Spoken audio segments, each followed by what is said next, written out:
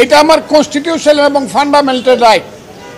এই রাইট, এই অধিকারের উপরে আজকে আমি দেখছি বাধা পড়ছে, আমাকে হত্যা করতে চায়। এবং বিদেশ থেকে কিছু ইউটিউবার, বিশেষ করে ফ্রান্স থেকে কয়েকদিন আগে 2 জন ইউটিউবার অর্ডার দিয়েছে আমাকে হত্যা করার জন্য।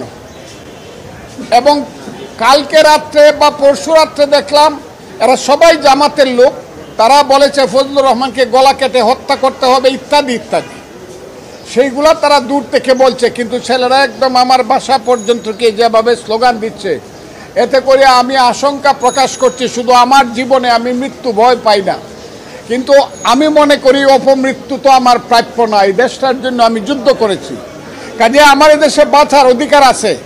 আপনাদের মাধ্যমে আমি সারা বাংলাদেশের 18 কোটি মানুষের কাছে জিজ্ঞাসা করতে চাই, হে বাংলাদেশের মানুষ, আমি তো আজ থেকে 54 বছর আগে আপনাদের জন্য যুদ্ধ করেছিলাম।